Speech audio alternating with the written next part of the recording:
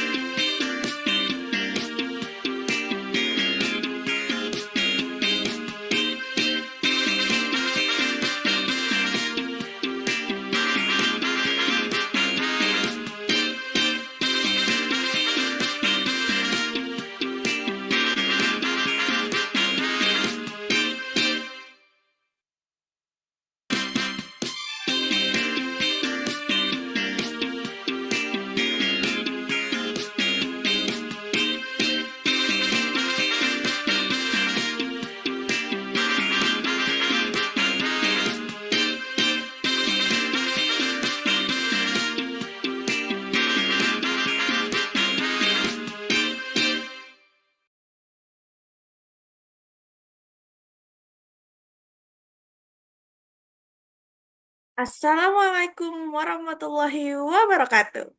Shalom, Om Swastiastu, Namo Buddhaya, Salam Kebajikan, Rahayu.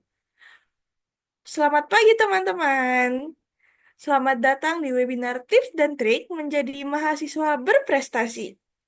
Kalau ada pepatah tak kenal maka tak sayang, maka izinkan saya untuk memperkenalkan diri terlebih dahulu. Saya Nita Trikurniati, selaku Master of Ceremony yang akan memandu kegiatan kita pada hari ini. Acara Self-Development and Achievement 2025 dengan tema tips dan trik menjadi mahasiswa berprestasi bertujuan untuk menjadi tempat bagi teman-teman peserta untuk bisa mengulik lebih detail tentang gimana caranya bisa menjadi mahasiswa yang berprestasi di kampus. Kita juga akan membahas tentang apa aja tantangan dan apa yang perlu untuk dipersiapkan untuk menjadi mahasiswa berprestasi yang keren seperti narasumber kita pada hari ini. Jadi, pastikan kalian ikuti dari awal hingga akhir ya. Nah, sebelum masuk ke acara inti, aku mau bacain dulu nih susunan acara kita pada hari ini. Yang pertama itu pembukaan, selanjutnya sambutan, dilanjutkan dengan pembacaan penyampaian materi, lalu sesi tanya jawab, dan yang terakhir sesi dokumentasi serta penutup. Baik, langsung aja nih kita masuk ke acara yang pertama, yaitu pembukaan. Marilah kita buka acara ini dengan membaca basmalah dengan bersama-sama. Bismillahirrohmanirrohim. Oh iya, sebelum kita masuk ke acara selanjutnya nih, aku mau ingetin dulu buat semua peserta untuk menyalakan kameranya ya, agar acara kita nantinya dapat berjalan dengan lancar dan juga asik nih. Oke, selanjutnya bakal ada sambutan dari CEO kelas kampus, yaitu Kak Mukti, dan akan diwakilkan oleh Kak Abad selaku COO kelas kampus. Kepada Kak Abad, dipersilakan. Baik, terima kasih Nita. Halo, selamat pagi semuanya. Puji syukur kita haturkan kepada Allah Subhanahu wa taala yang telah memberikan limpahan rahmat kepada kita sehingga kita bisa berkumpul bertemu di webinar kali ini. Yang terhormat Kak Fatimah yang menjadi narasumber, yang kami hormati juga para peserta webinar dan juga panitia yang telah menyelenggarakan acara ini hingga lancar. Saya ucapkan terima kasih banyak atas partisipasinya dalam webinar kali ini. Semoga apa yang telah menjadi proses kita dalam belajar ini dapatkan balasan dan juga menjadi one step yang akan mendatangkan kita ke kompeten orang yang berkompeten. Adapun apabila ada kekurangan, saya mohon maaf. Wabillahi taufiq wal hidayah. Wassalamualaikum warahmatullahi wabarakatuh. Waalaikumsalam warahmatullahi wabarakatuh. Terima kasih nih kepada Kak Abad selaku COO kelas kampus atas sambutan yang telah diberikan. Oke, sekarang kita bakal lanjut ke acara yang paling dinanti-nanti nih oleh kita semua ya, yaitu pemaparan materi dari narasumber kita yang paling cantik. Coba siapa yang udah nggak sabar di sini? 5 orang ngetik aku di kolom komen baru kita mulai nih acaranya. Coba aku pengen tahu nih semangatnya temen-temen. Coba aku. Wah, aku suka banget nih temen-temen. Walaupun puasa nggak bikin kita jadi lemes ya teman-teman ya. Oke, bagus. Karena udah lebih dari 5 orang, kita mulai aja ya. Tapi nih, teman-teman, untuk memandu kita dalam sesi diskusi kali ini, aku nggak sendiri. Karena udah hadir di tengah kita moderator cantik, yaitu Kak Elsie Aprianti. Halo Kak Elsie. Halo Kanita, Gimana kabarnya baik? Alhamdulillah baik, sehat walafiat. Kanita sendiri gimana nih kabarnya pada hari ini? Alhamdulillah. Aku baik, terus aku semangat juga nih. Aku pengen tahu gimana ya caranya jadi mahasiswa berprestasi kayak narasumber kita ya. Kak Elsie, semangat kayak hari ini? Semangat dong, semangat banget tentunya. Oke, tanpa berlama-lama lagi nih, kepada Kak Elsie untuk memimpin sesi diskusi kita pada kali ini. Silakan, Kak. Baik, terima kasih Kanita. Halo, selamat pagi semuanya. Semoga di pagi hari yang cerah ini, walaupun di tengah puasa ya teman-teman, tapi kita tetap semangat untuk mengikuti acara webinar mahasiswa berprestasi dari kelas kampus. Sebelumnya, izinkan aku memperkenalkan diri terlebih dahulu. Aku Elsie Aprianti, selaku moderator yang akan memandu jalannya acara webinar mahasiswa berprestasi pada hari ini. Nah, sebelum aku memperkenalkan pemateri keren kita pada hari ini, tentunya kita harus mengetahui dulu apa sih tujuan dari webinar mahasiswa berprestasi ini. Tujuan dari webinar ini adalah untuk mewadahi teman-teman mahasiswa untuk dapat berprestasi baik di tingkat kampus maupun di tingkat nasional dan memiliki berprestasi di bidang akademik maupun non-akademik. Nah, tentunya pemateri keren kita pada hari ini adalah pemateri yang sudah mempunyai pengalaman di tingkat nasional dan memiliki segudang prestasi tentunya. Wah, udah nggak sabar ya untuk mendengarkan pematerian dari pemateri kita. Untuk itu, izinkan aku memperkenalkan pemateri keren kita pada hari ini, yaitu Kak Siti Fatima Zahro Maulani. Beliau merupakan sarjana terapan jaminan mutu pangan. Beliau merupakan lulusan dari Institut Pertanian Bogor. Pada tahun 2024 kemarin, beliau dianugerahkan menjadi juara satu mahasiswa berprestasi nasional tingkat diploma yang diselenggarakan di Universitas Hasanuddin Makassar dan diadakan oleh Kemendikbudristek. Semasa kuliah, beliau aktif menjuarai dan mengikuti kompetisi esai, bisnis plan, dan produk inovatif. Untuk pengalaman kerjanya, beliau aktif menjadi expert di bidang scientific writing dan menjadi public speaker di bidang public speaking dan empowerment.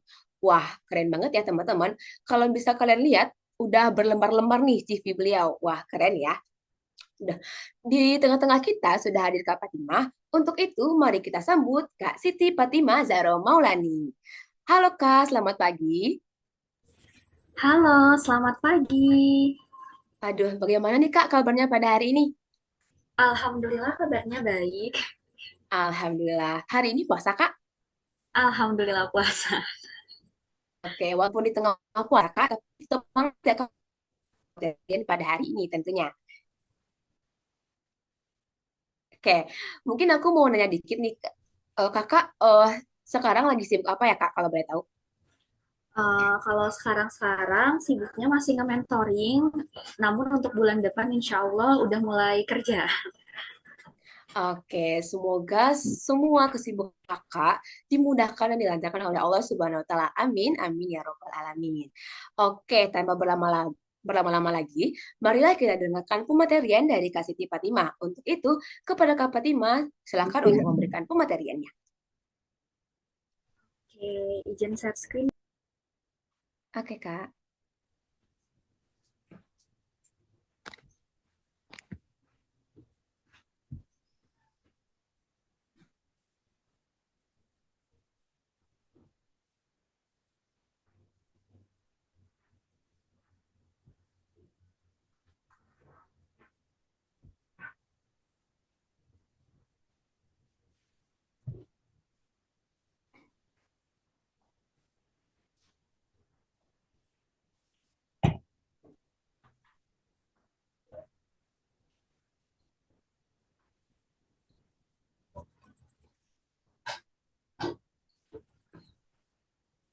Oke, bagaimana? Apakah share screen saya sudah terlihat?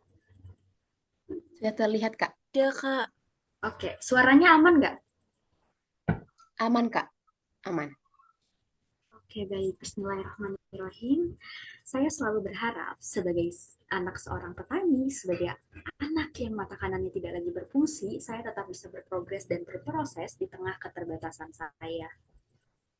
Wa may yattaqillaha yaj'al lahu makhraja, ayat 1000 dinar yang selalu menemani saya sebagai anak disabilitas pada mata.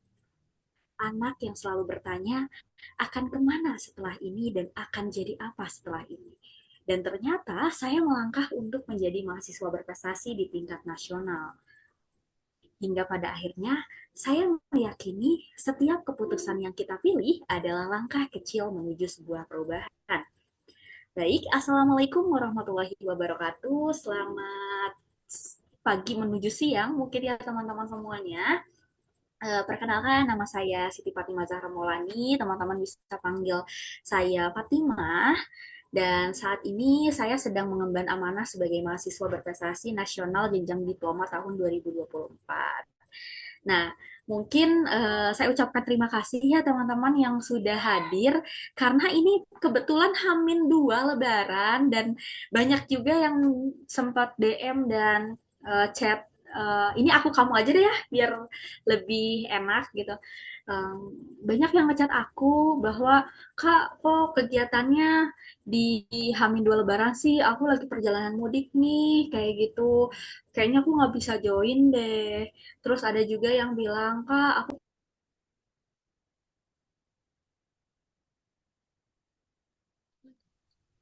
tapi kebetulan sedang ada eh, beres-beres rumah karena udah Hamin 2 Lebaran. Tapi nggak apa-apa, teman-teman. Saya ucapkan tetap terima kasih untuk teman-teman yang bisa hadir pada kegiatan hari ini. Oke, teman-teman. Mawapres adalah ajang pemilihan mahasiswa terbaik bangsa yang bukan hanya unggul di bidang akademik, tetapi juga memiliki berbagai prestasi dengan keunikan serta attitude yang baik ya teman-teman. Jadi Mawapres ini bukan hanya soal nilai yang tinggi, tetapi juga karakter dan kontribusi. Lalu, mengapa sih pentingkah untuk menjadi mahasiswa berprestasi itu? Nah, sangat penting teman-teman, karena ketika kita menjadi Mawapres, kita secara tidak langsung meningkatkan kompetensi diri termasuk dalam problem solving. Selain itu, ada juga berbagai privilege yang bisa kita dapatkan seperti peluang beasiswa, program pengembangan diri, exchange, dan relasi yang luas. Tapi tentu saja untuk menjadi Mawapres ini ada beberapa aspek yang perlu diperhatikan ya teman-teman. Ada 4 aspek utama dalam penilaian Mawapres. Mungkin teman-teman yang memang udah niat mau menjadi mahasiswa berprestasi bisa search, download guidebooknya di Google. Yang pertama ada capaian unggulan. Di sini ada 7 bidang capaian unggulan, kemudian ada gagasan kreatif, yang mana gagasan kreatif ini berupa strategi atau konsep inovatif, dan gagasan kreatif ini khusus untuk sarjana teman-teman, dan ada produk inovatif nanti harus bentuknya solusi inovatif berupa prototype atau desain teman-teman, dan ini produk inovatif ini untuk uh, program diploma teman-teman, dan ada juga bahasa Inggris yang mana kemampuan bahasa Inggris ini yang dikaitkan dengan isu SDGs nantinya. Kemudian ada tambahan juga aspek penilaian di seleksi nasional yang mana mencakup satu leaderless group discussion, ada LGD, yang mana pada saat LGD ini kita akan bertukar ide, pendapat, informasi tertentu, kemudian hal-hal yang memang sudah dipersiapkan oleh panitia. LGD ini tuh nantinya beda-beda setiap tahunnya. Jadi teman-teman mungkin persiapkan LGD ini, bisa lihat search di YouTube gimana sih LGD yang baik, karena LGD dan FGD tentunya berbeda teman-teman. Dan diusahakan teman-teman ketika LGD nanti tidak terlalu mendominasi dan tidak menyela pembicaraan dari peserta lain. Kemudian ada presentasi SDGs, sama dengan video bahasa Inggris.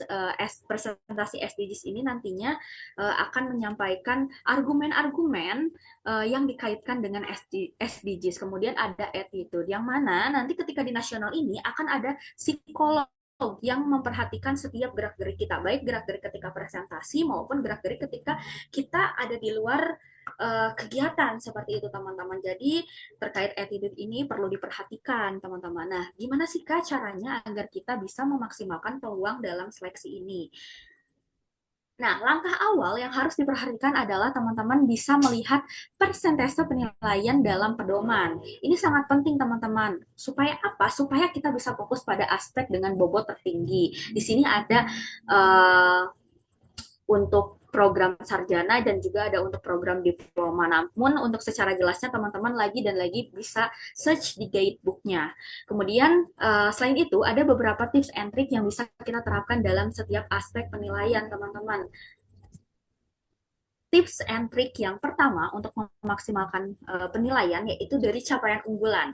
Tadi kan ada capaian unggulan, gagasan kreatif untuk sarjana, produk inovatif untuk diploma, dan ada dan ada bahasa Inggris. Nah, untuk capaian unggulan ini, pastikan teman-teman memiliki prestasi minimal 5 bidang dengan bukti yang relevan. Tadi kan ada 7 bidang. Minimal teman-teman itu masukin 5 bidang dengan bukti yang relevan, masukkan juga dokumentasinya, sertifikatnya, link Instagramnya, penyelenggaranya, makna dari keikutsertaan pada bidang yang memang teman-teman masukkan di capaian unggulan.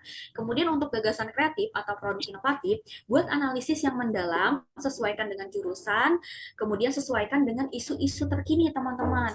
Untuk bahasa Inggris sendiri, teman-teman usahakan ada struktur speech yang menjawab 5W1H dan perhatikan body language kita, kemudian empasis atau penekanan, dan usahakan untuk membuat video bahasa Inggris ini disesuaikan dengan hal-hal yang memang yang sudah teman-teman itu lakukan dalam kehidupan sehari-hari. Supaya apa? Bukan hanya tentang argumen, akan tetapi ada dampak nyata yang bisa diberikan kepada halayak ramai yang sudah dilakukan di kehidupan sehari-hari. Nah, untuk skemanya, teman-teman bisa buat naskah, mungkin strukturnya bisa kayak KTI untuk video, ada latar belakangnya apa sih kira-kira, kemudian metode yang kita gunakan itu apa sih, sampai pada akhirnya ke pembahasan atau solusi yang kita hantarkan. Itu untuk bahasa Inggris.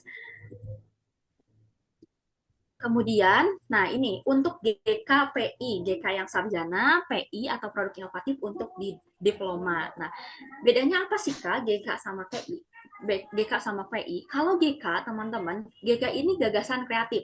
Jadi, hampir mirip kayak KTI, tapi nggak boleh ada penelitiannya, nggak boleh ada hasil yang udah kita buat kayak gitu. Sedangkan untuk produk inovatif, itu teman-teman harus sudah buat produknya. Misal, oh aku nih mau buat produk inovatif nih dari bawang dayak misal kayak gitu. Oh berarti si mie dari bawang dayaknya itu harus ada, bahkan harus sudah diimplementasikan ke orang-orang. Karena misal mie bawang dayaknya untuk diabetes, oh kira-kira benar nggak sih ini untuk diabetes? Tapi untuk gagasan kreatif, misal kita buatnya alat untuk pengecekan diabetes kayak gitu. Nah, itu alatnya tuh jangan sampai ada, jadi benar-benar hanya berbentuk gagasan.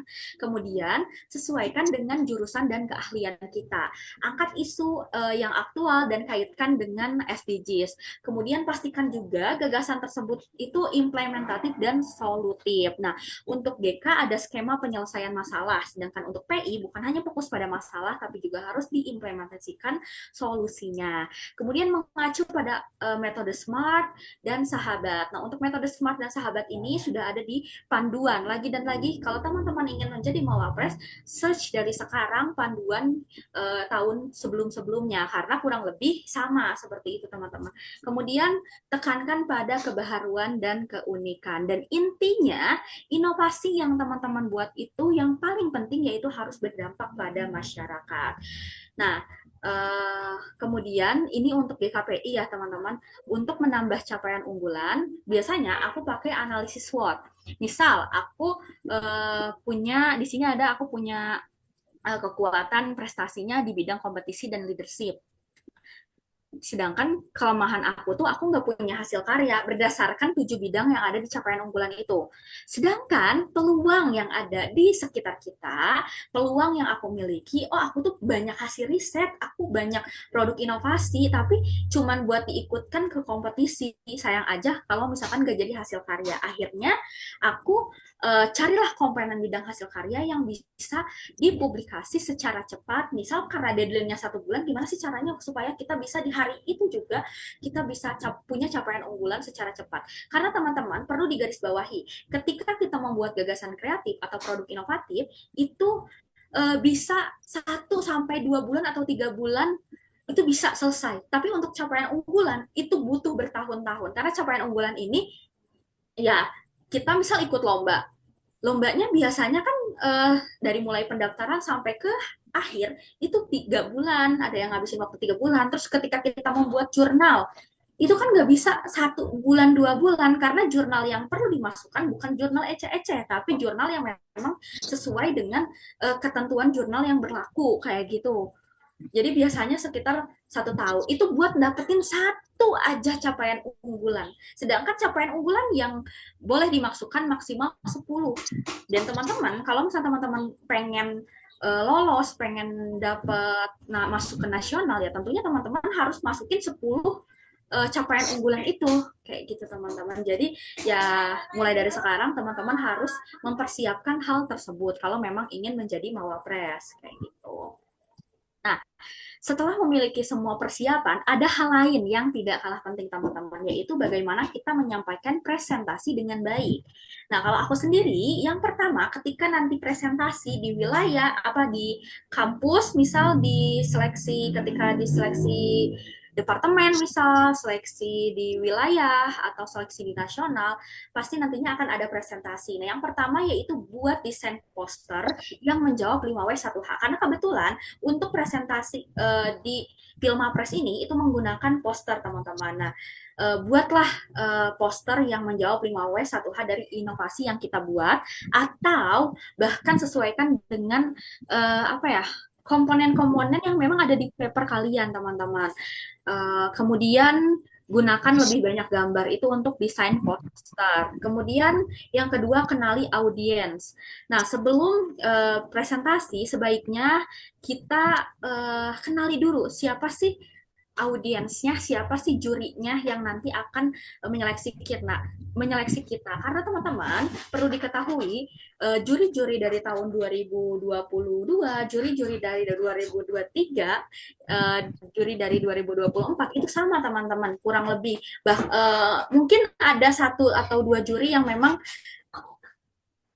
mungkin ada 1 sampai 2 juri yang memang berbeda teman-teman kayak gitu. Tapi secara keseluruhan juri yang ada itu sama. Nah, teman-teman gimana sih supaya tahu jurinya itu siapa? Teman-teman bisa search juga di YouTube karena ketika seleksi wilayah dan seleksi nasional itu ada ada live streamingnya, dan itu bisa teman-teman lihat karena akan ada lebih ke mempresentasikan juri-jurinya itu siapa sih kayak gitu. Jadi teman-teman bisa lihat juri-jurinya siapa dan nanti bisa tanya-tanya kira-kira juri ini tuh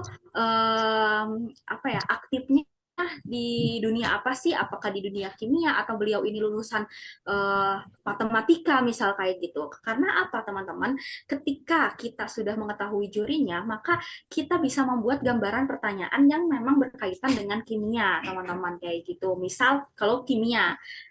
Kemudian latihan presentasi. Nah, latihan presentasi ini tentunya penting ya teman-teman, baik untuk Filmapres maupun bukan untuk Filmapres itu sangat penting karena teman-teman ketika sudah banyak latihan presentasi, apalagi dengan banyak pihak, nanti teman-teman akan mengetahui celah teman-teman itu di mana, bisa melatih diri, kemudian teman-teman juga sudah terbiasa manajemen waktu ketika nanti presentasi kayak gitu teman-teman. Kemudian gunakan teknik 3P, persuasi, percaya diri, dan powerful. Nah, untuk persuasif ini, yang mana bahasa yang digunakan harus meyakinkan, harus inspiratif, kemudian untuk percaya diri, kontak mata, intonasi, body language, itu harus disesuaikan, dan powerful, yaitu gestur tangan dan gerakan tubuh yang memang secara natural, teman-teman. Jadi jangan diada-adain untuk gestur tubuh ketika nanti presentasi. Nah, namun teman-teman yang membedakan Mawapres satu dengan Mawapres lainnya yaitu punya penguat teman-teman. Yang mana sebagai Mawapres juga itu harus punya penguat. Kira-kira branding kita tuh mau dikenal sebagai apa sih? Kayak gitu. Kalau aku sendiri, aku ingin dikenal sebagai peneliti muda. Jadi ketika aku presentasi, juri tuh tanpa kenal aku atau tanpa mengingat aku, tapi beliau tuh udah paham, oh ini kayaknya yang cita-citanya jadi peneliti muda, atau brandingnya ya di Instagramnya emang yang untuk peneliti muda kayak gitu. Nah, lalu bagaimana sih tahapan seleksi di Mawapres ini? Teman-teman, tahapan untuk Mawapres ini cukup panjang, teman-teman. Ada mulai dari departemen, fakultas, itu kalau di kampusku ya, di IPB, itu ada departemen, ada fakultas, kemudian ke tingkat IPB, kemudian dari tingkat IPB masuk ke tingkat wilayah, kemudian masuk ke tingkat nasional, teman-teman. Jadi cukup panjang ya, teman-teman, seleksinya, dan itu Untuk tingkat nasional tentunya ribuan. Jadi teman-teman harus persiapkan dari sekarang. Apalagi yang masih semester 1, yang masih semester 2, usahakan siapkan dari sekarang karena supaya nanti capaian unggulannya itu beragam dan sesuai teman-teman. Poinnya jadi tinggi karena nanti di poin capaian unggulan ini ada poin-poinnya. Jadi teman-teman bisa search di Google untuk pedomannya supaya tahu teman-teman. Nah, teman-teman, ini awal mula aku bisa berjuang di Pilmapres, teman-teman. Dulu aku punya mimpi ingin bisa naik panggung, teman-teman.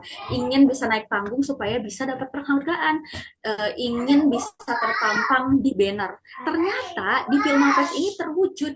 Bahkan bisa dibilang aku sekarang paham bahwa It's My Dream itu bukan tentang hanya Kapadokia, tapi juga tentang hal kecil yang dulunya jadi angan-anganku. Kemudian teman-teman dulu juga aku mulai ikut Pilmapres tahun 2023. Waktu itu bersama rekanku yang namanya Polika, akan tetapi aku hanya mendapatkan juara 2 dan honorable mention teman-teman. Nah, teman-teman, dulu aku juga pernah membuat caption di Instagram setelah malam penganugerahan di IPB bahwa mahasiswa berprestasi itu tidak luput dari ketidaksempurnaan, akan tetapi mahasiswa berprestasi selalu diberi kesempatan untuk menyempurnakannya. Dan kodarullah teman-teman, ternyata kalimat yang kutulis di feed IG tersebut kini menjadi kenyataan. Perlu teman-teman ketahui, setelah bertahun-tahun Pilmapres ini maksimal semester 6. Akan tetapi kodarullahnya di tahun 2024 ini Pilmapres maksimal semester 8. Sehingga dulu yang aku Mapres 2023 yang tentunya nggak bisa masuk ke nasional karena yang masuk ke nasional itu hanya juara 1 aja untuk jadi delegasi di kampusku.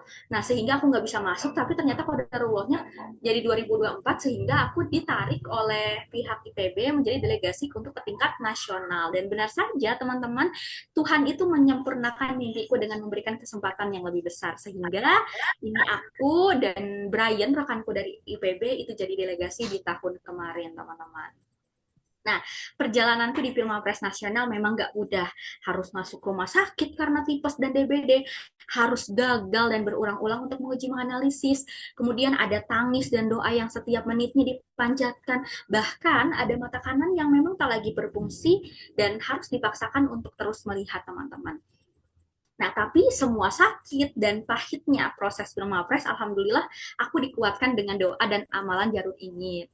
Nah, teman-teman, aku nitip pesan buat yang memang ingin ikut Pilmapres juga atau ikut lomba-lomba atau ikut action atau kegiatan apapun ketika masa kuliah, teman-teman libatkanlah Tuhan teman-teman karena ini yang aku lakukan, ini yang aku dapatkan ketika aku melalui proses Pilmapres atau melalui proses perlombaan-perlombaannya, aku selalu menggambarkan Jarum Langit ini teman-teman. Mungkin teman-teman bisa dicoba karena sepintar dan sehebat apapun kita semuanya atas kehendak Tuhan. Maka dari itu untuk teman-teman yang akan lanjut, ingat lagi dan lagi, libatkan jalur langit, jalur Tuhan. Karena hal inilah yang secara tidak sadar, secara tidak langsung menguatkan proses kita.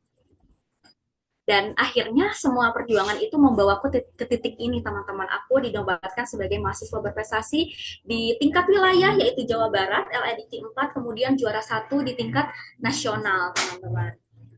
Kini, anak petani dengan skala keterbatasan fisiknya bisa menjadi mahasiswa berprestasi. Dan satu hal yang aku ingin sampaikan ke teman-teman di akhir bahwa batas kemampuan seseorang itu bukan dari kekurangannya, akan tetapi dari keinginannya. Saya Siti Fatimah Zahra Maulani, pamit undur diri. Wabillahi taufiq wal hidayah. Wassalamualaikum warahmatullahi wabarakatuh. Waalaikumsalam warahmatullahi wabarakatuh. Wah, keren banget Kak Fatimah atas pematerinya. Tadi aku udah sedikit merangkum poin-poinnya, walau apapun kita, kalau tidak diiringi dengan doa restu orang tua, bakal tidak jadi apa-apa ya Kak. Masya Allah. Oke, mungkin sekarang kita masuk ke sesi Q&A ya Kak. Nah, bagi teman-teman yang masih penasaran tentang mahasiswa berprestasi atau yang masih kepo tentang Kak Fatimah, boleh banget langsung raise hand dan boleh banget memberikan pertanyaannya lewat kolom chat. Oke, mungkin sembari menunggu nih Kak yang bertanya, aku tadi mau nanya nih Kak, aku tertarik tadi kakak bilang banyak banget lika-liku untuk mencapai Mapres 1 nasional. Tadi ada yang sampai masuk rumah sakit ya kak, dan berbagai hal gitu. Nah, aku sebenarnya pengen banget seperti kakak, tapi belum kesampaian karena aku udah mau masuk semester 7 gitu kak. Jadi mau tanya motivasi dalam diri kakak sehingga kakak tuh kayak bisa bersemangat gitu. Bisa kayak, aku harus, apakah emang ada motivasi menjadi juara satu atau pengen nyoba aja gitu kak. Terus yang kedua, bagaimana sih kak kakak ngatur jadwal dan manajemen waktu? Tadi kan kakak bilang lika-likunya banyak, banyak prosesnya gitu. Mungkin boleh dijawab kak? Oke, kalau motivasi ya pengen jadi juara satu bla bla bla bla kayak gitu.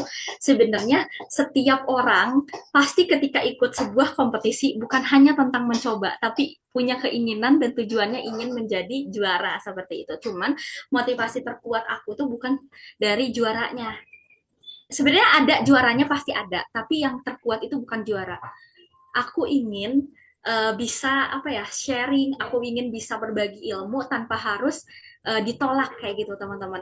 Karena ketika kita sudah dikenal itu pasti teman-teman apa yang kita sampaikan itu insya Allah tuh diterima oleh orang atau banyak pihak kayak gitu. Sedangkan kalau misalkan belum terkenal atau orang nggak kenal sama kita deh kayak gitu, kita mau ngomong panjang lebar tuh orang belum tentu bisa nerima. Tapi ketika kita sudah mempunyai wadah dikenal orang, kayak bisa jadi representatif, insya Allah apa yang kita ucapkan, apa yang kita sampaikan, hal-hal positif itu bisa mereka uh, apa ya pahami kayak gitu teman-teman.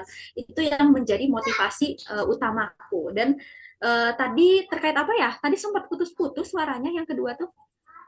Oh, ini Kak, tadi kan Kakak banyak menghadapi lika-liku sehingga kayak Kakak kurang menginikan apa ya kesehatan gitu. Gimana sih Kak Kakak memanajemen waktu, mengatur waktu sehingga bisa tetap sehat walafiat sampai sekarang gitu. Karena kan tadi banyak banget proses sampai ke Mapres ini gitu Kak. Oke, kalau misalkan manajemen waktu, karena kan yang tadi aku bilang dari semester 1 sampai setelahnya itu kan itu untuk bisa capaian unggulan lumayan panjang ya. Kalau aku sendiri, aku sudah menargetkan dari awal aku masuk kuliah, aku udah nulis di apa sih namanya tuh kayak kertas gitu. Aku nulis bahwa pertama, semester pertama aku ingin fokus di organisasi. Karena apa? Dulu aku memang sangat pendiam, teman-teman. Aku pendiam, aku yang kayak udah ikut organisasi ya sekedar organisasi gitu. Tapi pas kuliah aku tuh pengen upgrade diri. Jadi memang udah menargetkan semester 1 dan semester 2 aku akan fokus di organisasi dan aku ingin jadi BPH. Dan kemudian ternyata alhamdulillah hal itu terwujud karena memang aku sudah menulis hal tersebut.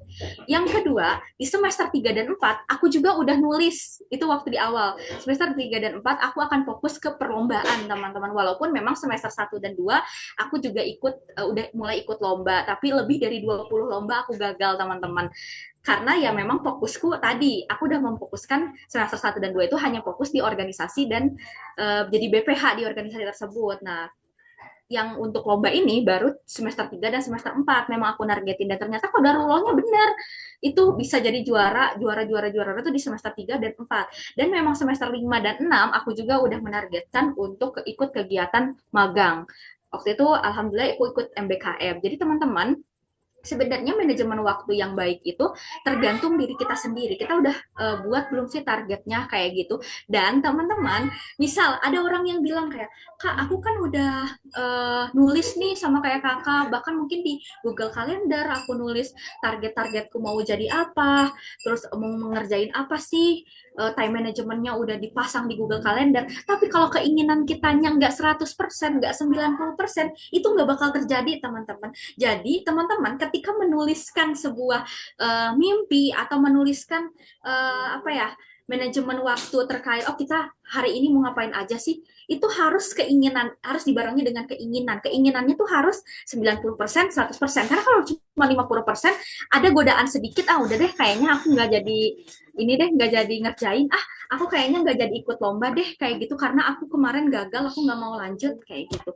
Jadi teman-teman, ternyata kalau untuk manajemen waktu itu bukan hanya kita merangkai mimpi-mimpi kita, merangkai apa sih yang akan kita lakukan, tapi harus dibarengi dengan keinginan. Itu yang eh, aku perkuat di keinginanku kayak gitu.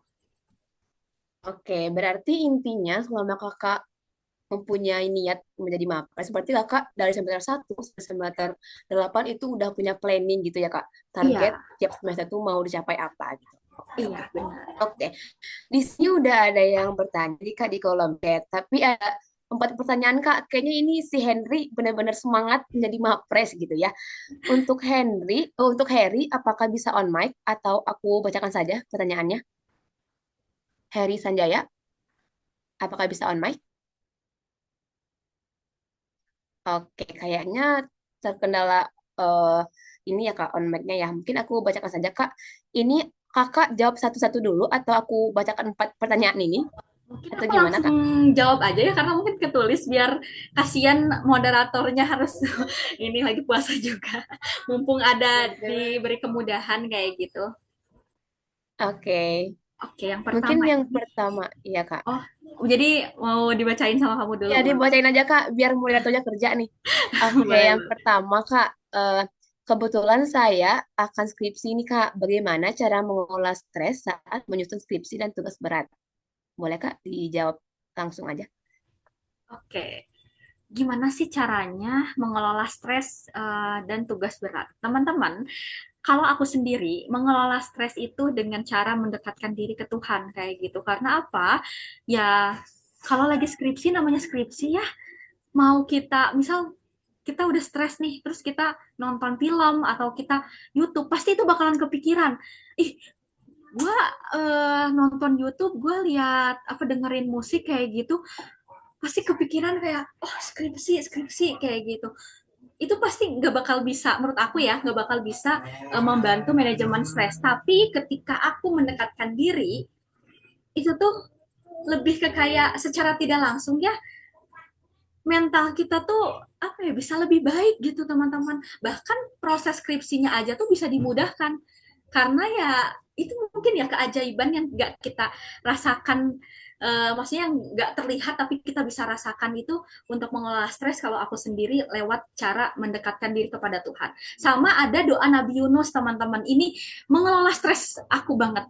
Dari dulu aku selalu coba, kalau yang muslim ya, kalau aku muslim itu doa Nabi Yunus kayak gitu. Mungkin kalau misalkan di yang non muslim itu ada doa yang bisa dicari, mungkin di search kira-kira apa sih yang bisa meringankan beban. Nah, kalau aku sendiri dengan doa Nabi Yunus, la ilaha illa anta subhanaka inni kuntu minadz aku jikir itu terus, stresku tuh hilang gitu. Kayak stresnya tuh bukan bukan hilang tiba-tiba kayak gitu, enggak, tapi kayak oh kok tiba-tiba dimudahin skripsinya, oh kok tiba-tiba dosen mau nanda tangan kayak gitu. Itu yang aku lakukan teman-teman untuk mengelola stres. Tapi mungkin kalau teman-teman punya cara mengelola stres yang lain, mungkin bisa di-share juga di sini biar Harry punya apa ya gambaran lain selain dari aku kayak gitu. Ada juga temanku yang memang manajemen stresnya waktu skripsi itu dia lebih ke kayak curhat.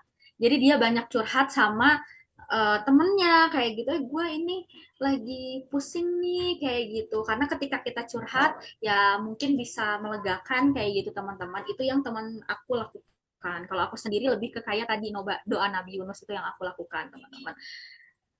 Kalau ada tugas berat juga teman-teman, sama aku amalin doa itu, aku jikir terus kayak dalam sehari itu bisa 1.000 lah kayak gitu. Karena itu secara tidak langsung aku dimudahkan. Mungkin mindsetku udah berpikir kayak, oh noba Nabi Yunus ini tuh bisa membantu gitu. Itu kalau dari aku. Nah kalau dari teman-teman boleh banget Pak, peserta yang lain bisa bantu jawab dari pertanyaan dari Heri Sanjaya. Siapa tahu bisa sharing kita di sini. Itu untuk pertanyaan yang pertama. Oke, mungkin langsung aja ya Kak. Untuk pertanyaan selanjutnya mungkin lebih ringkas aja nih Kak. Mungkin ada lagi nih yang lain bertanya gitu kan. Mungkin lebih singkat aja Kak. Yang kedua, apa yang lebih penting dalam meraih prestasi, kerja keras atau strategi yang cerdas? Dan apa tantangan terbesar dalam perjalanan MAPRES dan bagaimana cara mengatasinya? Aman Kak? Atau diulangi nih pertanyaannya? Aman. Oke, boleh Kak langsung Yang dijawab aja. baik, yang lebih penting bagiku itu lebih ke kerja keras teman-teman. Kalau strategi nanti di tiap kampus juga akan ada strateginya, akan dibimbing kayak gitu. Kalau kerja keras kan dari diri kita sendiri kayak gitu. Terus tantangan terbesar dalam perjalanan Mawapres apa ya? Kalau aku sendiri, teman-teman, kebetulan aku adalah anak disabilitas mata, teman-teman. Jadi mata kananku memang udah nggak berfungsi. Jadi aku cuma bisa ngelihat di mata kiri, sehingga itu jadi tantangan terberatku ketika Pilmapres karena ya kepalaku sering sakit dan pasti dalam melihat pun aku kurang jelas kayak gitu. Gimana sih cara mengatasinya? Ya lagi dan lagi cara mengatasinya yaitu aku melibatkan Tuhan lagi teman-teman, aku melibatkan Tuhan karena itu yang jadi penguat diriku kayak gitu. Dan kalau misalkan cara mengatasi yang bukan apa ya, bukan melibatkan Tuhannya, mungkin lebih ke kayak manajemen waktu kayak tadi di Google Calendar, kira-kira 1 jam pertama aku ngapain sih, 2 jam berikutnya aku ngapain sih kayak gitu, atau 60 menit kita ngerjain, 10 menit kita istirahat, untuk lihat yang hijau-hijau, itu yang aku lakukan teman-teman. Selebihnya lebih ke tadi keinginannya teman-teman itu kayak gimana, karena seberat apapun perjalanannya kalau keinginan kita kuat, insya Allah kita akan dipermudah untuk mengatasinya kayak gitu. Oke, mungkin lanjut Kak ke pertanyaan ketiga. Apa metode belajar yang Kakak pakai yang paling efektif untuk memahami materi dengan cepat dan mendalam? Dan bagaimana peran teknologi AI dalam mahasiswa untuk mengejar prestasi? Aku Oke, gabung ya Kak pertanyaan 3 sama 4 Oke, baik. biar Untuk metode singkat. belajar yang paling efektif yang aku lakukan itu, aku buat susun jadwal tadi di Google Calendar. Kayak gitu, pertama di Google Calendar aku susun. Nah, setelah itu teman-teman mungkin ini klise ya, tapi ini yang aku lakukan.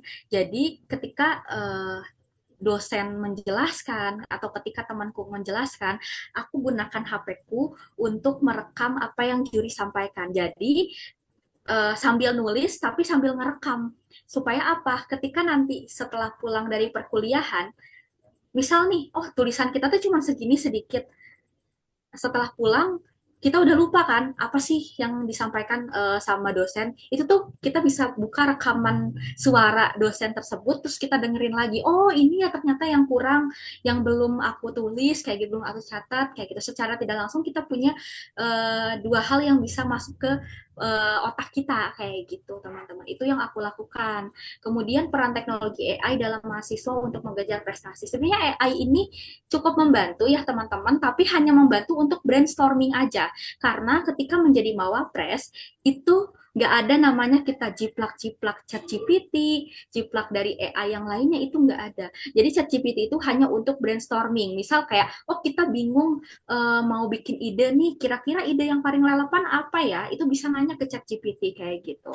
Sejauh ini seperti itu. Oke, duh sangat-sangat insightful ya Kak. Aku jawab semua dari 4 pertanyaan. Gimana nih Harry Sanjaya Simbolon? Apakah semua pertanyaannya sudah terjawab dengan jelas? Boleh dijawab di kolom chat juga nggak apa-apa kalau misalnya nggak bisa on mic.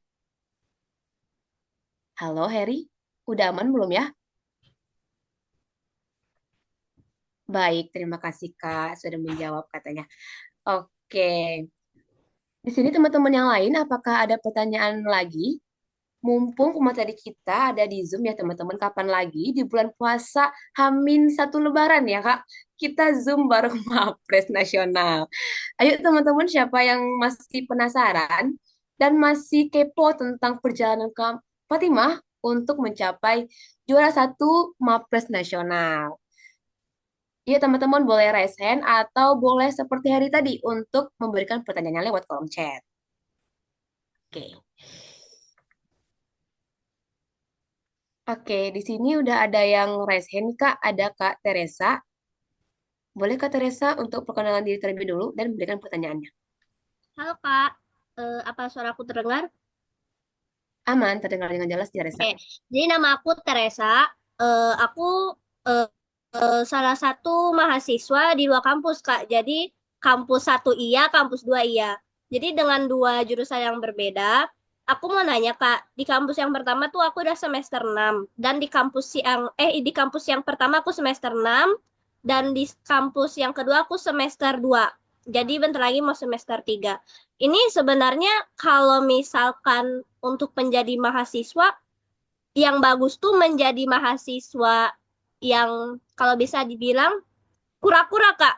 Kuliah rapat, atau kupu-kupu. Kuliah pulang untuk mencapai menjadi mahasiswa berprestasi. Dan sebenarnya kalau mahasiswa berprestasi itu ngefek gak sih ketika kita masuk ke dunia kerja dengan segala prestasi kita? Gitu, Kak. Makasih. Oke, terima kasih Kak Teresa atas pertanyaannya. Ada beberapa pertanyaan ya Kak tadi. Apakah menjadi mahasiswa berprestasi mending kura-kura atau kupu-kupu? Gitu Kak. Nah, boleh dijawab nih Kak Fatimah untuk pertanyaannya. Oke, sebenarnya mending kura-kura atau kupu-kupu? Enggak keduanya, teman-teman. Karena yang tadi aku sampaikan bahwa menjadi mawapres itu bukan hanya kita banyak prestasi aja, bukan hanya kita banyak rapat kayak gitu, ikut kegiatan organisasi aja, tapi banyak bidang yang memang harus kita kuasai. Ada 7 bidang yang memang harus kita kuasai, teman-teman. Jadi, kita harus seimbang. Kayak tadi, misal semester 1, semester 2 kita organisasi fokusnya supaya ada organisasinya, ada jadi leadershipnya kayak gitu. Semester berikutnya kita fokus di perlombaan, semester berikutnya kita fokus di magang atau exchange kayak gitu teman-teman. Jadi ya itu, nggak ada kupu-kupu atau kura-kura. Semuanya harus balance kayak gitu di 7 bidang yang tadi kayak gitu. Itu untuk yang jawaban yang pertama. Terus yang kedua tadi. Aduh, aku lupa juga Kak. Boleh Kak Teresa ulangin lagi pertanyaan keduanya?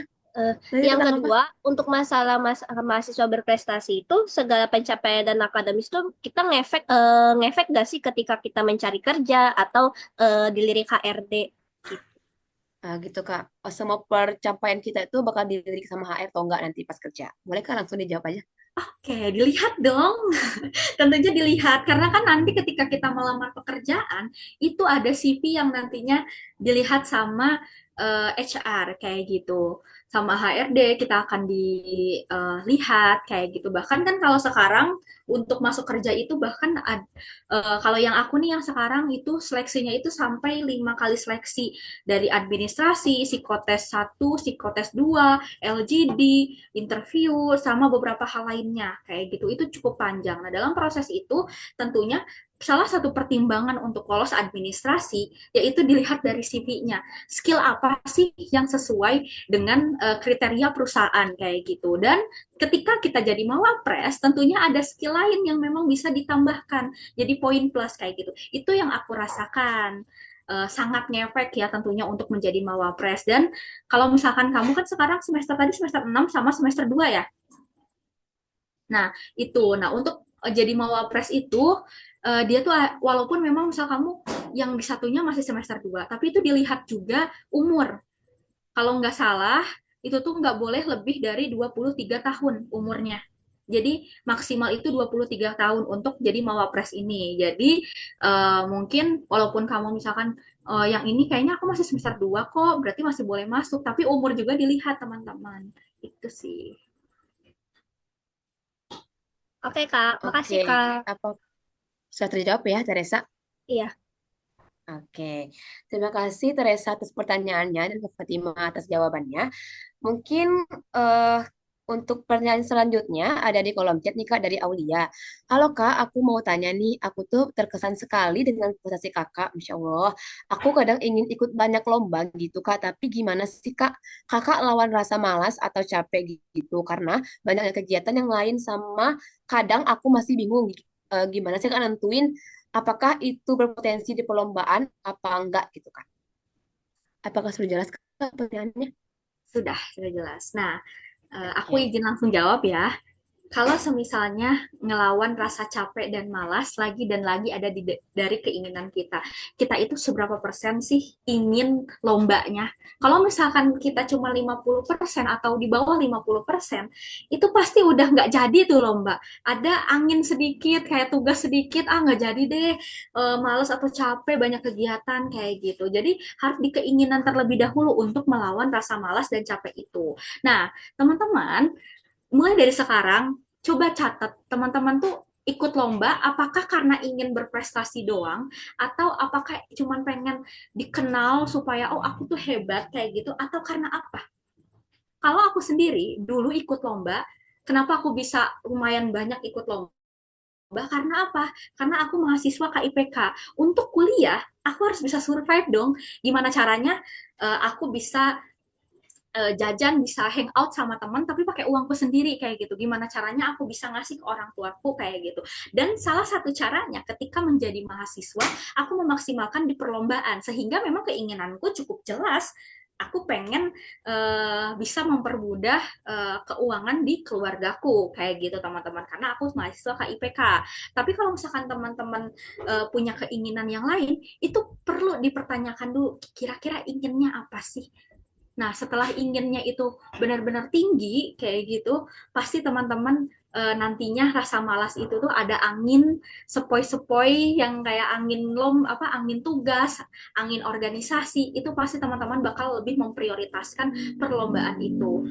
Dan intinya pasti nantinya itu nggak akan malas-malesan lah kayak gitu. Itu yang aku lakukan. Aku nentuin keinginanku dulu kayak gitu. Terus kemudian apa nih bentar banyaknya kegiatan yang harus sama kadang aku masih bingung kak nentuin aku sebenarnya berpotensi di perlombaan yang gimana. Nah untuk menentukan potensi perlombaan gimana kalau saran dari aku ya teman-teman lomba yang paling bisa kita lakuin dari jurusan apapun yaitu lomba kepenulisan kayak lomba karya tulis, lomba esai, terus lomba cerpen, pokoknya lomba kepenulisan itu yang paling bisa dijangkau oleh mahasiswa kayak gitu teman-teman. Menurut aku yang paling pantas yaitu lomba KTI esai. Nah, gimana sih Kak caranya supaya kita tuh tahu kita tuh ininya di mana sih kayak gitu.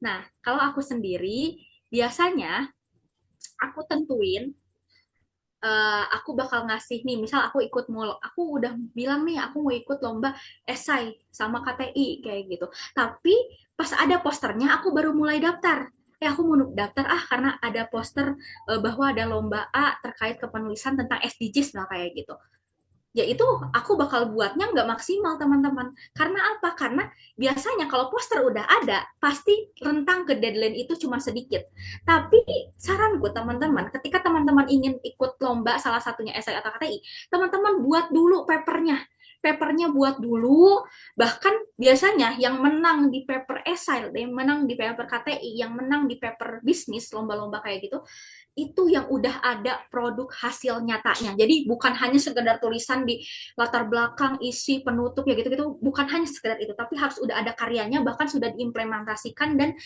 kasih misal ke 30 panelis misal kayak gitu. Buat orang tahu nih karya kita tuh kayak gimana. Jadi buat dulu apa yang nanti kita akan ikuti, inovasinya apa, baru cari lombanya supaya bisa menang. Biasanya orang yang eh, apa ya baru baru pas ada poster baru bikin itu rata-rata tuh banyak yang gagal karena apa karena mereka terkejar sama deadline oh deadline-nya sisa 2 minggu lagi ini papernya baru sampai bab metode ini gimana ya buat pembahasan kayak gitu sih gak maksimal nantinya jadi saran dari aku teman-teman bisa buat dulu karyanya baru cari lombanya kayak gitu dan yang paling optimal yaitu ikut lomba kepenulisan. Itu yang bisa dijangkai oleh banyak pihak. Karena kamu mungkin udah jadi mahasiswa ya, Aulia. Menurut aku, kalau misalkan nentuin perlombaan kita berpotensi di mana, itu agak sulit. Jadi kita harus coba dulu, baru setelah kita coba, kita bakal tahu kita tuh berpotensinya di mana kayak gitu. Saran aku sih kalau misalnya mahasiswa ikutnya KTI esai yang gitu-gitu aja. Kalau perlombaan mah bisnis itu sih. Oke, gimana Aulia? Apakah sudah terjawab semua pertanyaannya? Boleh di chat di kolom chat ya kalau misal masih ada pertanyaan lagi.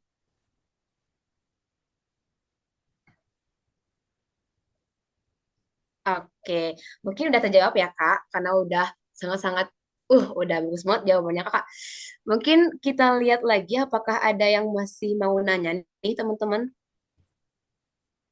Oke, di sini ada yang raise hand nih Kak, ada Axel. Boleh Axel untuk on mic dan perkenalan nama? Oke, saya terjawab Kak. Terima kasih banyak Kak. Oke, sebelumnya terima kasih untuk waktu dan kesempatannya.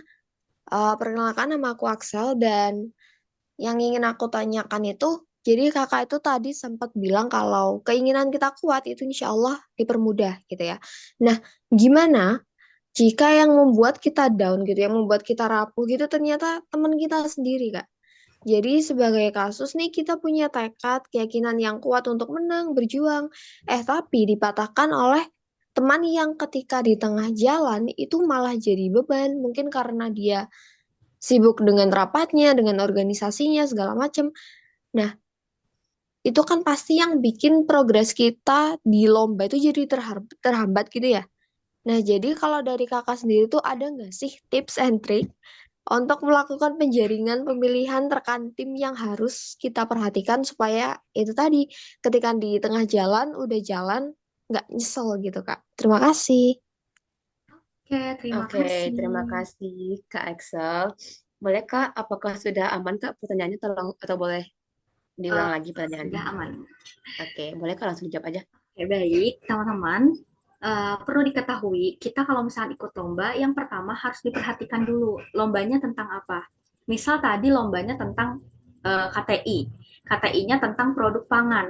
Namanya KTI bukan hanya kita jago di yang tadi, kan karena kita subtemanya ngambilnya pangan, oh kita menjaringnya semua anak pangan. Enggak, teman-teman. Untuk mencari tim yang baik itu harus beragam dan disesuaikan dengan apa sih yang dibutuhkan.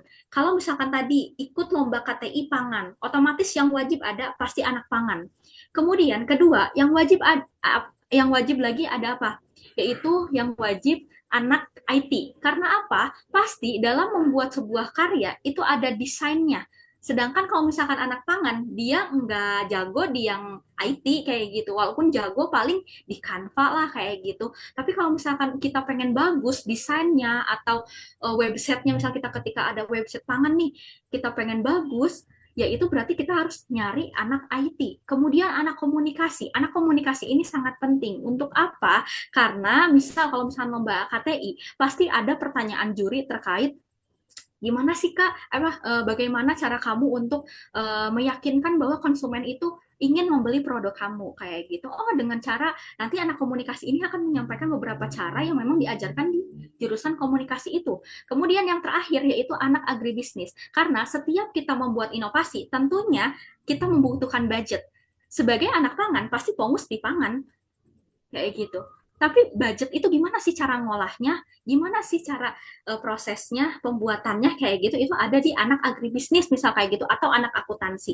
Jadi empat jurusan yang memang menurut aku sangat berkompeten untuk apa ya ada di dalam sebuah tim itu. Satu, jurusan yang disesuaikan dengan subtema yang kita pilih, kemudian anak IT atau anak komputer kayak gitu, kemudian anak akuntansi dan juga anak komunikasi. Itu yang wajib ada dalam menjaring sebuah tim. Nah, gimana caranya sih Kak supaya tim yang kita ini tuh nggak meninggalkan tanggung jawabnya kayak gitu. Biasanya ketika kita sudah tahu job desk per masing-masing kayak gitu, karena pangan ya fokusnya di pangan, IT fokusnya di IT, komunikasi fokusnya di komunikasi, bisnis fokusnya di perhitungannya kayak gitu. Pasti mereka akan memaksimalkan kalau misalkan memang udah sesuai job desk. Tapi kalau misalkan kita ngambil subtemanya pangan, tapi malah semuanya dimasukin anak pangan empat-empatnya kayak gitu, pasti mereka akan merasa kesulitan. Dan ini yang biasanya ketika merasa kesulitan itu jadi bikin males buat ngelanjutin untuk mahasiswa yang memang tadi nggak bertanggung jawab kayak gitu. Terus kemudian kalau misalkan aku sendiri, aku tipe yang apa ya, kalau bahasa ininya mah saklek kayak gitu. Jadi ketika memang ada yang nggak bertanggung jawab di dalam timku, sedangkan aku menggebu-gebu untuk bisa dapat juara, ya udah langsung blacklist atau tanyain dulu kamu mau lanjut atau enggak. Tapi kalau misalkan emang kamu nggak mau lanjut, emang kamu merasa ini sebuah beban, ya udah nanti aku cari tim yang lain kayak gitu. Aku tipe yang kayak gitu. Karena apa? Jangan sampai mimpi kita terhambat sama toksik-toksik pertemanan yang memang nggak mendukung kayak gitu. Itu yang biasanya aku lakukan. Gimana, Axel? Sudah menjawab. Terima kasih Kak. Oke.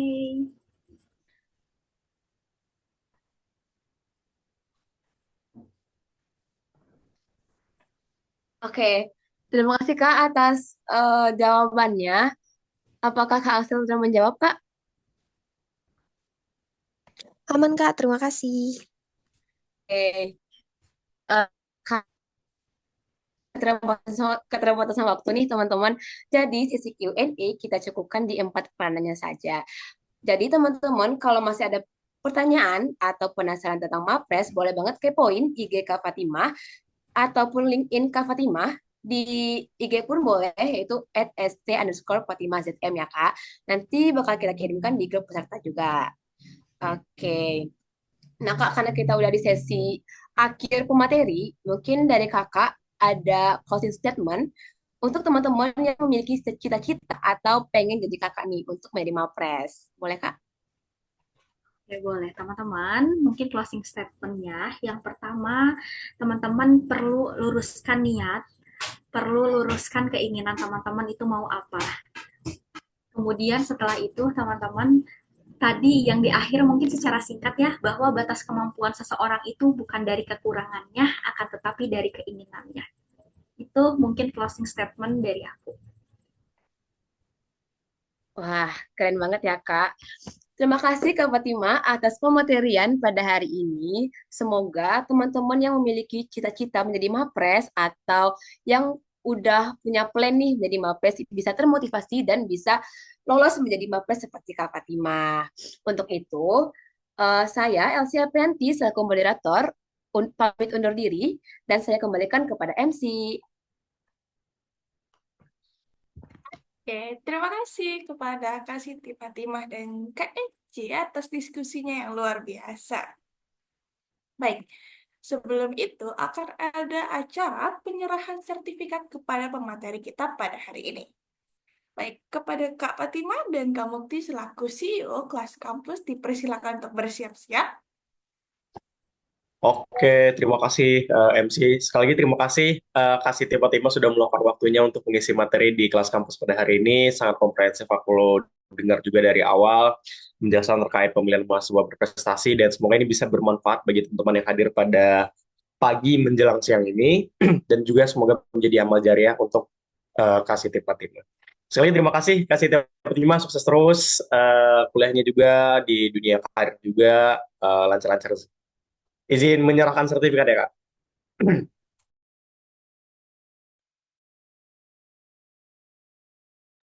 Baik, kalau sudah saya izin bantu aba-aba ya Kak Mukti dan Kak Fatimah. Bolehkah posenya dulu yang formal pertama? Satu, dua, tiga. Oke, selanjutnya boleh di pose bebas, nggak apa-apa. Ayo, kakak mau pose gimana? Ayo, oke, satu, dua, tiga. Oke, terima kasih kepada Kak Bakti dan Kak Fatimah. Oke, selanjutnya nih teman-teman, coba ada yang tahu nggak? Kalau udah di akhir acara kayak gini, kita tuh bakal ngapain ya kira-kira? Coba, coba. Aku pengen tahu nih, teman-teman. Waduh, gimana ya? Kalau bagi-bagi THR, aku yang minta duluan, Kak. Hmm, dokum nggak sih? Kita dokum dulu ya. Oke, last not but least, teman-teman. Kita bakal masuk ke sesi dokumentasi. Jadi, untuk para peserta nih, boleh nih buat siap-siap. Dan kita terus dokumentasi ya. Dan harus nyalain kameranya nih, biar mukanya yang pengen jadi next mahasiswa berprestasi ini terpampang di layar Zoom kita. Oke? Ya, aku tungguin nih 5 menit. Teman-teman boleh pakai kerudungnya, mau sisiran, mau tacap, aku tungguin. Boleh banget. Oh iya, aku juga eh, berdoa semoga pada webinar kali ini tuh teman-teman ya punya lebih banyak insight untuk menentukan triknya nih. Yang gimana ya caranya yang tepat biar jadi next mahasiswa berprestasi. Dan semoga teman-teman juga semakin semangat untuk mengejar mimpinya ya. dan bisa berprestasi di kampus yang masing-masing.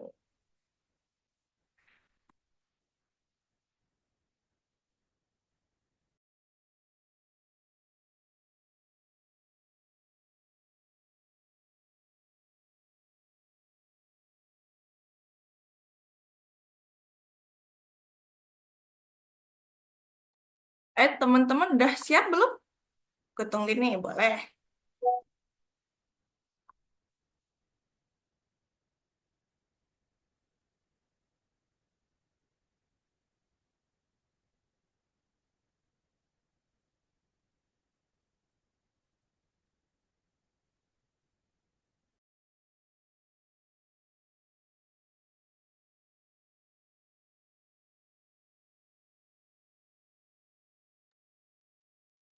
Oke.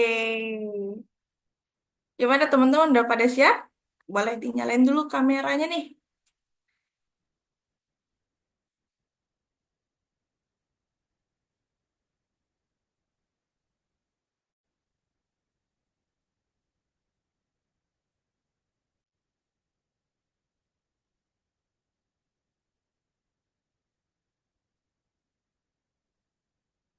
Oke.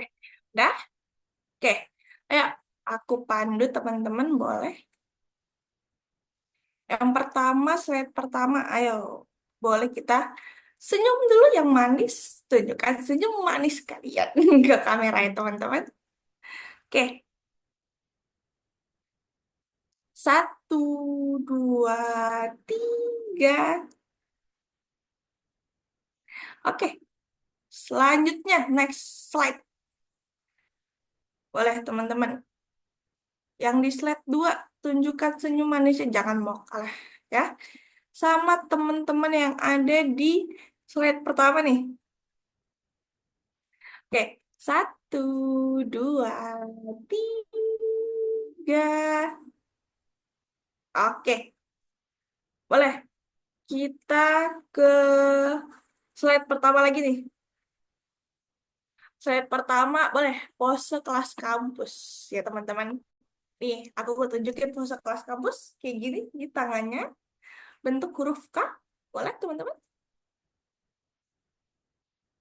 Gimana? Oke. Sudah? Oke. Satu, dua, tiga. Oke. Next slide kedua. Mana? Tunjukkan gaya kelas kampus kalian. Oke. Satu, dua, tiga. Oke. Keren sekali. Oke.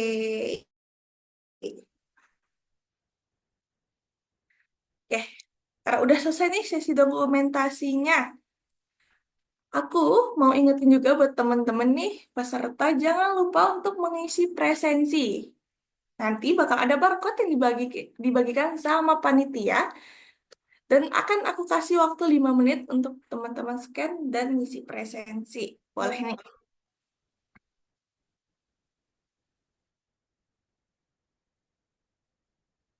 Oke, Kak Siti Fatima, terima kasih atas waktunya. Kasih tiba-tiba.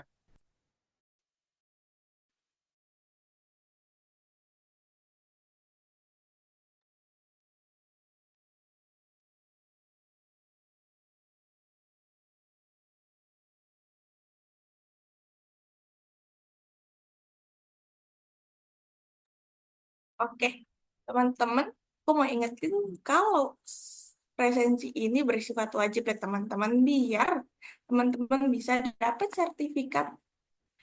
Dan aku juga mau ingetin kalau sertifikat C ini bakal dikirim di emailnya teman-teman yang teman-teman pakai di untuk mengisi Google Form-nya ya.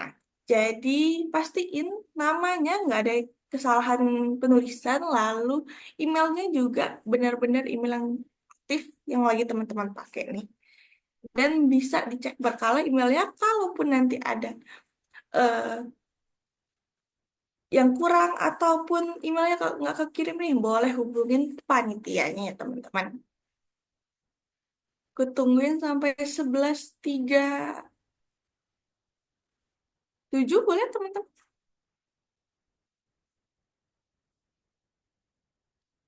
Di kolom chat juga udah dikasih sama teman-teman panitia untuk link absensinya kalau teman-teman tidak bisa scan.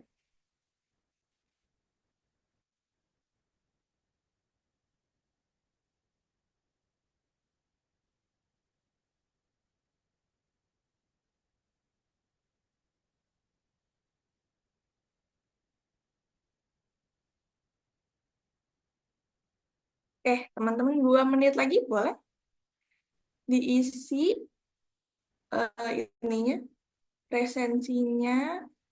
Lumayan dapat sertifikat teman-teman.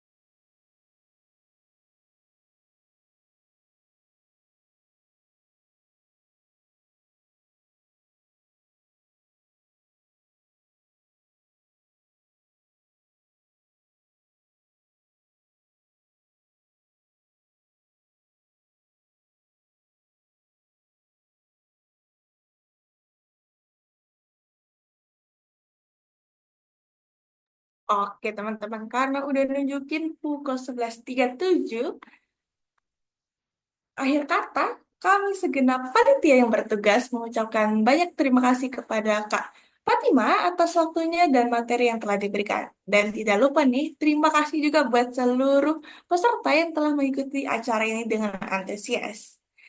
Dan marilah kita ucapkan puji dan syukur kepada Tuhan Yang Maha Esa karena telah terlaksananya acara pada pagi hari ini dengan mengucapkan hamdalah bersama-sama. Alhamdulillahirabbil alamin. Semoga kegiatan ini bisa menjadi jawaban atas kebingungan yang teman-teman alami nih. Saya Nita Trikoneti, pamit undur diri. Sampai jumpa di acara keren selanjutnya, teman-teman. Akhir kata, wassalamualaikum warahmatullahi wabarakatuh. Selamat Lebaran, teman-teman. Thank you semua.